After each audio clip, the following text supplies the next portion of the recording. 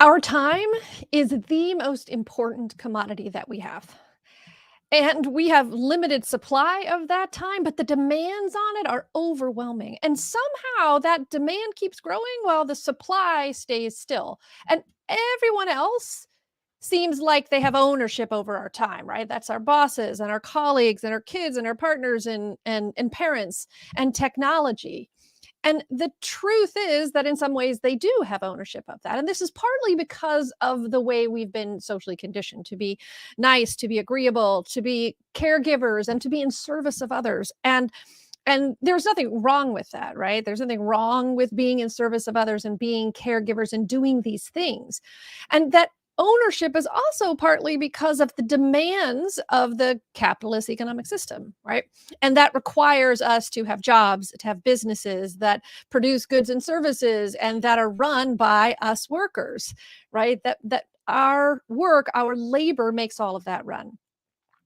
And we end up teaching people how to be more efficient with their time, but unfortunately, that efficiency doesn't buy us more time. It just makes room for more tasks and more responsibilities. Now, I say all of this to just state that this is complicated, right? Like taking back your time, it's hard and it's complicated, and there's a lot of stuff that gets in the way of it. So it's not a simple thing to do.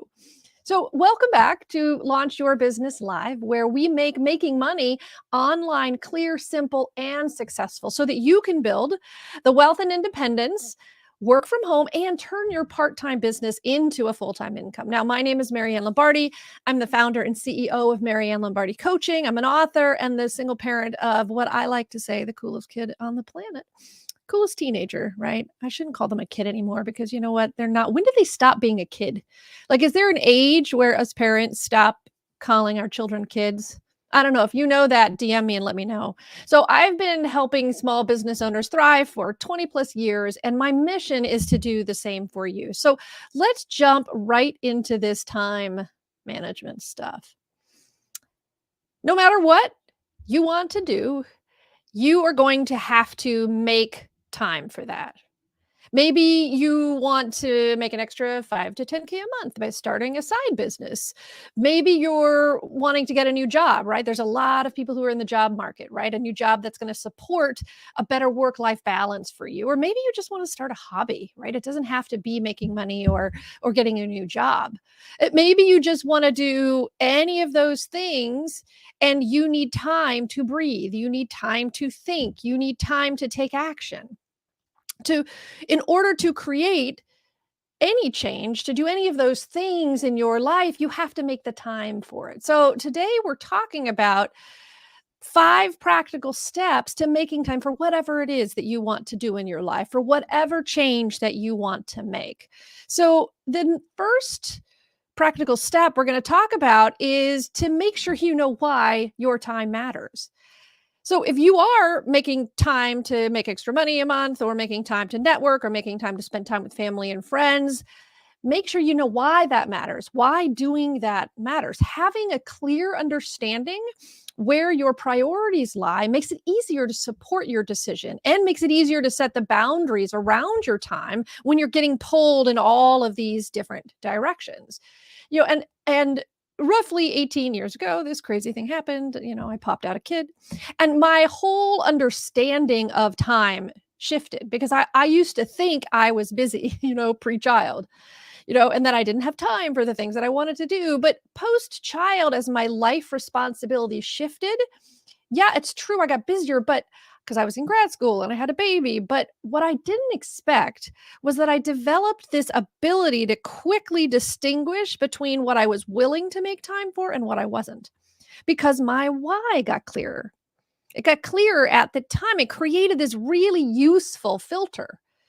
And as the stages of my life changed, my whys have shifted, but I always try to check in on them when I'm starting to feel that overwhelming feeling, right? Like when I'm starting to feel strapped for time. So that why creates that filter, which creates a much easier time in, understanding why your time matters and what to spend your time on. So number one, understanding your why. Number two, It's super helpful to change the language from having time to making time, because time is something that you can control.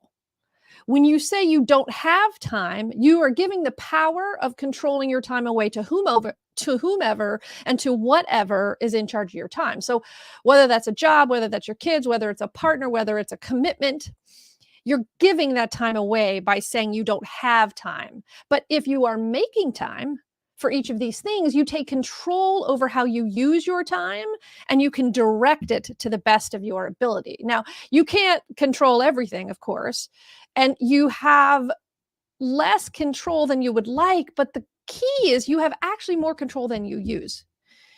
Right? I'm just going to say that again. We know we can't control everything, and so we have less control than we would like. We would like to control everything, but we can't. So we have less control than we would like, but we actually have more control than we use. So use the control that you do have and shift that language, because it'll help set the stage for yourself and for others, the fact that you are in control of your time. You are making time for the things that matter to you. Third practical step is to find out how you're spending your time in the first place, because we indicate our priorities with our time, our attention, and our money. Because what we spend time on, what we pay attention to, and what we spend money on is what we value. And if we want to change how we're allocating our time, we have to know how we're spending that time in the first place. So take a look. If you've never done one, do a time audit, right? That's where you're writing down everything and how much time that you're spending on certain categories of things in your life. And when you do a time audit, you can look at it. So don't assume that you know how you're spending your time. Just track it.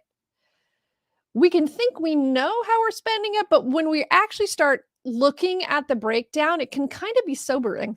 And it's a good way to reset your priorities. I mean, last time I did one of these time audits, I was spending an enormous amount of time scrolling, right?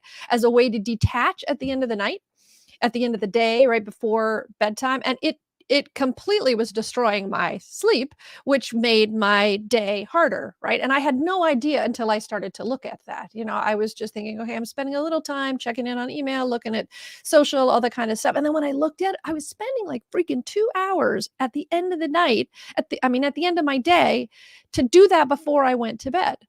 That was ridiculous. And of course, I had crappy sleep, and I woke up the next day and I felt crappy. So I have a time audit worksheet that I'm happy to send you that can help you do that. So just put time audit in the comments or in the DMs, and we'll make sure that you get it. So definitely check in. Don't assume you know how you're spending your time. And after you do that, you can start small, which is the fourth step. You can start small to make changes. Okay, so identify where you can make these small adjustments. You don't have to burn down your whole life to start taking your time back. It can happen one step at a time. And often when we try to do too much all at once, it becomes overwhelming, which makes everything impossible and then puts us right back in the same place that we started. So small little steps, little wins are going to make this possible. So skip that overwhelm and start with those small things one day at a time. And you'll begin to see this progress on your goal of taking back your time. And you'll find that that's wicked empowering, right? Like those little adjustments in your time, you find those wins and you see that success, and you start thinking and feeling, damn, look what I can do. It builds confidence, it builds strength, it builds ownership over your time, over your day, over your attention, and that's a very powerful thing. And if you want to start making money online, for instance, or start applying for a new job, and by the way, you can do both of those things at the same time. Make money online, starting a side business, and also applying for a new job. One can actually serve the other, but that's a conversation for another day. And it's reminding me that we should have that conversation because I think it's an important one. But I digress. Going back, if you want to start making money online, you want to start applying for a job, look at your time audit and see where you can take back 1 hour twice a week. Maybe you're watching a lot of Netflix, or you're spending a lot of time preparing meals each day, or doing all the household shopping. Maybe you're spending extra time in your classroom at the end of the day. Make a choice and trim something and reallocate that hour twice a week to job search or starting your side business. Just that 1 hour. You don't have to do more, don't have to do less. Just pick that 1 hour twice a week and see how that makes an impact. And this leads us into that 5th step, which is asking for help. It's hard, right? Like, asking for help is hard when you're not used to do it and used to doing it, and when you are usually the person that people are asking for help from. But it's super important to ask for help. Get people of your choosing, which this is important, get people of your choosing involved with your process of taking back your time. And it can be hard to ask for that help, again, when you are usually the one who is helping everyone else. But it is an incredibly good skill to learn and to have, and it's a necessity for doing big things. So the key to asking for help is not to wait too long to ask, and to be very specific with what you need. Because when you're asking, when you're in the middle of chaos and you're feeling overwhelmed, it always backfires on you, right? So you don't want to wait till that feeling of overwhelm has hit you, as well as if you just ask for help by saying, hey, can you help me? That's not enough. Because that in its own right gives away the ownership of how someone's going to help you. And the whole point is for you to own your time. So be very specific with your ask. So for example, if you want to cut down on the time that you are spending preparing meals, ask your partner, ask your older kids or your neighbor, your grandparent, your sitter, anybody. Here's like a script. Say, can you please be available from 6 to 7 p.m. to prepare meals on Monday and Wednesday? That's very specific. As opposed to saying, hey, can you just help me with meals? And then someone says, sure. Then what? Right? So you want to be specific with them, and maybe they'll negotiate, right, from there as necessary. They may say, oh, well, I can't on that day, but can we do Tuesday and Thursday, or, something like that. And you can think, yes, that would work as well, right? Like, you can start that negotiation from there. Or maybe they'll say they can't, or they won't help. And if they can't, you can directly ask somebody else for that help.